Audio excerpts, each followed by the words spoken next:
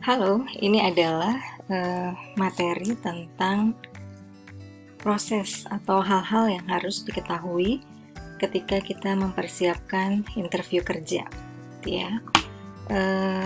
Saya akan mengungkapkan beberapa hal yang pernah ditemui ketika teman-teman mahasiswa di semester-semester sebelumnya melakukan role play, gitu ya, interview baik secara online maupun ketika masih bisa kuliah di kelas gitu.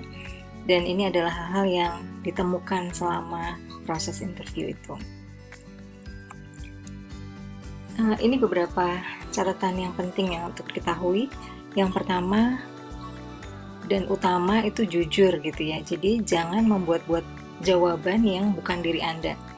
Pertanyaan apapun, jawab dengan jujur. Kenapa begitu? Karena kalau Anda menjawab satu pertanyaan aja dengan dibuat-buat gitu ya, yang tidak sebenarnya, nanti akan ada pertanyaan lain yang bisa saja berhubungan dengan pertanyaan pertama tadi, dan karena pertanyaan pertama Anda buat dengan jawaban yang tidak sesuai, Anda kemudian harus berpikir, kalau tadi jawabnya gini, berarti sekarang harus jawab apa ya gitu. Berbeda dengan ketika Anda jawabnya jujur, gitu ya, sesuai dengan diri Anda nggak perlu mikir lagi gitu untuk membuat-buat jawaban yang lain. Pastikan kata-kata yang Anda ucapkan terdengar dengan jelas, itu penting. Jangan terlalu cepat gitu ya, pronounce-nya juga jelas, apalagi kalau lewat online, karena kadang kalau online itu kan susah, ada masalah jaringan kayak atau apa gitu ya, kersak-kersak dan sebagainya. Nah itu Anda perlu lebih jelas gitu. Kalau lewat online tentu saja pastikan semuanya beres ya, internet lancar dan sebagainya. Juga perhatikan mungkin background Anda gitu, jangan sampai karena Anda interviewnya lewat video call lalu Anda berada di rumah, saking santainya Anda lupa memperhatikan sekitar. Misalnya di belakang tahu-tahu ada apa gitu ya, boneka adik Anda misalnya gitu atau apa gitu. Nah itu perlu diperhatikan. Pertanyaan-pertanyaan penting yang perlu dipikirkan dengan baik gitu ya sebelum menjawab itu, misalnya ketika ditanya kelemahan, gimana nih jawabnya kelemahan? Karena kalau salah-salah jawab bisa jadi ini kemudian jadi nilai negatif gitu yang dihasilkan oleh penilaian HRD-nya. Terus apakah kita harus bohong bahwa kita nggak punya kekurangan? Enggak juga gitu, mana ada manusia nggak punya kekurangan. Jadi ini perlu dipikirkan gimana cara jawabnya. Jujur, tentu saja harus jujur. Pastikan selain menjawab kekurangan, Anda juga menambahkan sisi misalnya, tapi saya sudah berusaha ya, memperbaiki itu dengan cara ini. Juga jangan ceritain semua, misalnya saya itu pelupa, jadi pernah nih saya gini, panjang lebar semuanya diomongin tentang pelupanya Anda. Nggak usah, itu akan mengurangi nilai Anda gitu ya. Ceritain semua kekurangan ya nggak usah juga gitu. Mungkin kekurangan-kekurangan yang ada kaitannya dengan kerja, tapi juga sudah Anda lengkapi dengan tapi saya sudah berusaha menguasai kekurangan saya itu dengan cara ini, seperti itu. Gaji, ditanya gaji, harus jawab gimana? Nah, ini juga menjebak gitu ya. Anda jawab nominal dan tinggi gitu ya, yang ternyata jauh lebih tinggi daripada standar perusahaan, kemungkinan Anda akan tidak diterima. Ya, tapi kalau memang Anda nggak mau diterima dengan gaji yang lebih rendah dari yang Anda inginkan, ya it's fine gitu. Tapi kadang kita itu sebenarnya sih gitu kan, kadang kalau ditanya gaji, sebenarnya sih kalau dikasih lebih sedikit dari itu juga nggak apa-apa gitu. Kadang kan kita gitu ya. Nah, jadi harus gimana? Kalau pengalaman saya di awal-awal bekerja ketika baru lulus kuliah dan misalnya belum terlalu punya pengalaman yang berkaitan sama pekerjaan itu, saya biasanya dengan jujur akan bilang saya ikut aja dengan kebijaksanaan perusahaan, karena kan memang biasanya perusahaan sudah punya standar sendiri ya, untuk fresh graduate itu segini, kalau udah punya pengalaman segini dan seterusnya. Tetapi tentu saja bisa kalau Anda pengen menyebutkan nominal. Tetapi pastikan angka nominal yang Anda sebutkan itu make sense gitu. Caranya gimana? Ya tentu dengan menunjukkan bahwa Anda memang sudah, misalnya saya sudah pengalaman di bidang ini. Apa pengalaman disebutkan bla bla bla bla. Maka saya sudah punya kemampuan tentang ini seperti yang diminta oleh job desk-nya perusahaan ini gitu. Sebagainya gitu. Jadi pastikan ketika Anda minta sesuatu nominal itu memang sesuai dengan apa yang Anda punya, pengalaman kayak pengalaman organisasi atau pernah magang di mana dan sebagainya. Tapi kalau memang belum terlalu pede untuk nyebut angka, menurut saya kalau Anda fresh graduate ya, itu rasanya kok nggak masalah kalau Anda bilang saya menyesuaikan saja dengan kebijakan perusahaan. Tentu dengan sambil berdoa semoga kebijakan perusahaannya atau standar perusahaannya cukup tinggi gitu ya. Tapi kan nanti misalnya nggak sesuai kan Anda bisa memprosesnya setelah itu, setelah misalnya nanti biasanya setelah ada interview berikutnya yang soal nego, benar-benar tentang nego gaji dan sebagainya, itu biasanya nanti ada di beberapa perusahaan, nggak semua sih. Tapi nanti ketika sudah levelnya makin senior gitu ya, biasanya nominal itu diminta. Nah kalau itu tentu akan lebih mudah bagi Anda kalau udah punya pengalaman panjang gitu ya, lewat CV atau apa kan sudah kelihatan, oh memang ini orang pernah kerja di ini. Maka ketika menyebut angka, ya rasanya sah-sah aja, apalagi kalau angkanya tinggi dan CV-nya memang kelihatan gitu kualitas pekerjaan sebelumnya. Itu apalagi ya, ini pertanyaan lain biasanya Anda juga diminta untuk menggambarkan apa planning atau bagaimana Anda melihat diri Anda di beberapa tahun ke depan. Nah ini juga bisa jadi menjebak gitu ya. Pernah gitu dalam sebuah kesempatan di kelas saya, ada seorang mahasiswa yang nyebut gambaran 5 tahun ke depannya tuh gini, saya 5 tahun ke depan berharap saya sudah bekerja di perusahaan ini yang adalah 5 besar ini gitu. Padahal perusahaan yang sedang menginterview itu bukan perusahaan itu. Nah ini kan bahaya, bukan bahaya dalam arti bahaya banget, enggak. Tapi perusahaan ini kemudian bisa menilai Anda sebagai calon karyawan yang nggak akan setia sama perusahaan ini. Karena 5 tahun lagi aja dia udah berada di perusahaan lain. Maka mungkin kan di 2 atau 3 tahun ke depan mungkin dia akan resign kalau kita terima.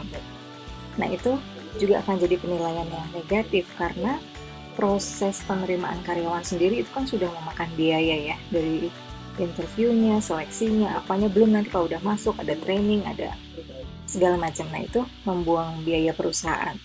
Kalau Anda cuma bertahan 1-2 tahun, tentu Anda akan dipandang sebagai pengeluaran yang jadi nggak worth it gitu.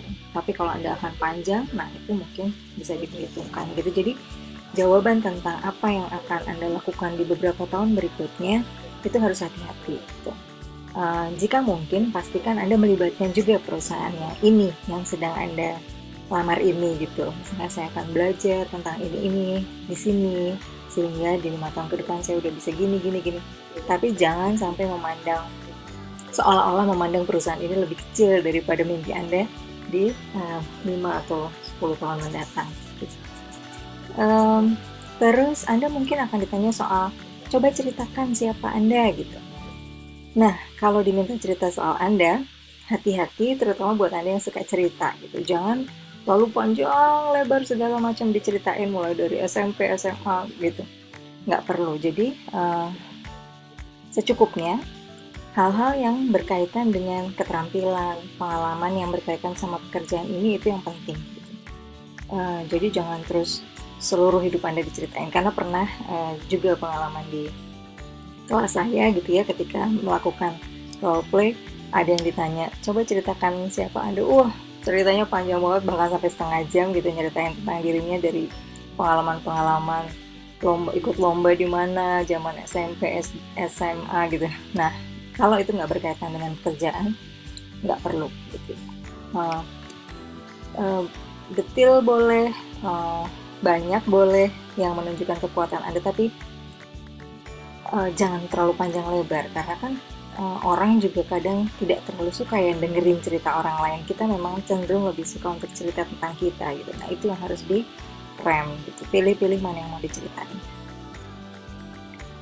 Nah ini soal ini ketika dilakukan ketika waktu itu masih bisa kelas tatap muka gitu ya. Ini beberapa hal yang terjadi gitu ya, saya dokumentasikan. Hal-hal yang saya kotak ini yang perlu mendapat perhatian, misalnya ini gitu ya, ini soal sepatu diinjek gitu. Bisa jadi kan HRD-nya akan melihat penampilan Anda sejak masuk, sejak mungkin bahkan saat menunggu sambil Anda mengisi form, Anda udah diperhatikan penampilannya, bajunya dan sebagainya. Nah itu penting untuk Anda perhatikan gitu ya. Tapi kalau soal pose duduknya, ini menurut saya bagus karena nggak terlalu kelihatan terlalu tegang, tapi juga nggak santai-santai amat. Ya oke. Kalau nah bandingkan dengan yang bawah ini, dia terlihat tegang sekali gitu, duduknya kaku banget gitu ya, tegak banget gitu, tapi malah kelihatan jadi mungkin grogi, mungkin tegang itu tadi. Nah yang kanan ini Anda bisa lihat bahwa dia berkacak pinggang gitu, mungkin saking santainya ya, ini karena sama temen gitu ya, saya mengawasi aja dari belakang. Tapi ini juga bisa terjadi dalam situasi normal Anda interview dengan HRD, karena kadang kita menemukan HRD yang sangat friendly, ramah gitu, yang memperlakukan kita seperti teman udah kenal lama. Nah, jangan sampai Anda terbawa suasana, terus saking tenang, saking santainya, Anda kemudian bahasa tubuhnya tidak terkontrol dan bahkan kemudian seperti ini gitu, kacak pinggang kayak lagi sama siapa gitu ya, sama temennya banget gitu. Nah, ini perlu Anda perhatikan yang kayak gini. Ini penampilan, kalau ini nggak terlalu kelihatan, ketika itu dia pakai jeans dan jeansnya bolong. Nah, ini mungkin ya perlu kebijaksanaan tersendiri. Anda juga bisa, sebenarnya tidak semua perusahaan bajunya harus kemeja rapi, bawahnya celana kain lalu pakai sepatu pantofel, enggak selalu begitu sih. Ada perusahaan yang memang budayanya lebih santai gitu ya, perusahaan-perusahaan media kayak gitu kan lebih santai cara berpakaiannya. Nah Anda perlu tahu soal itu gitu, tapi kan memang mungkin amannya adalah untuk yang laki-laki pakai kain celana kain ya, celana bahan gitu. Nah ini jeans dan kebetulan bolong gitu saya perhatikan, jadi itu perlu diperhatikan. Yang ini apa? Yang kiri ini adalah, jadi si cewek ini yang saya kasih kotak ini dia adalah yang di-interview. Tapi kalau Anda lihat posenya seolah-olah dia seperti yang menginterview, apalagi tangannya itu menjorok masuk ke dalam, bahkan mengambil space meja jauh lebih banyak gitu ya. Nah ini juga penting untuk Anda perhatikan, jangan sampai Anda mengambil space si interviewer yang membuatnya merasa nggak nyaman. Jadi kita masing-masing tuh punya space tersendiri, jarak gitu ya, yang kita merasa nyaman ketika berkomunikasi sama orang. Jangan sampai kita masuk ke sana gitu. Nah itu akan kelihatan gimana ketika kita nggak merasa nyaman sama orang, kita misalnya segede ini, nggak kenal banget nih saya gitu, nggak asik nih segini. Biasanya Anda akan perlahan mundur dikit gitu, dia maju lagi Anda akan mundur dikit. Berbeda sama orang yang akrab banget, bahkan sampai nggak ada jarak pun nggak apa-apa gitu ya, sambil rangkulan ngobrol apa gitu. Nah kalau sama interviewer kan beda ya, kedekatan itu. Nah itu yang harus dijaga juga gitu, jangan sampai kita kemudian terlalu terlihat so akrab banget gitu, sampai megang tangan atau nepuk pundak gitu. Nah itu mungkin tidak nyaman untuk si interviewer gitu. Itu harus diperhatikan. Yang kanan ini pose duduknya sih, sender mungkin nggak apa-apa, tapi dia kelihatan kemudian bungkuk gitu ya, jadi kayak nggak terlalu bersemangat dan sebagainya. Itu yang juga bahasa tubuh yang kadang bahkan kita lupa perhatikan, itu sebaiknya Anda kontrol juga gitu selama proses interview gitu. Itu kira-kira yang bisa saya share ke Anda. Tentu nanti di kelas ada kelompok-kelompok presentasi yang akan menambahi materi dengan lebih lengkap gitu ya, atau nanti kita saling bertukar informasi, saling berdiskusi. Nanti tentu akan ada banyak masukan soal persiapan interview gitu. Selamat siang, sampai ketemu lagi di pertemuan selanjutnya.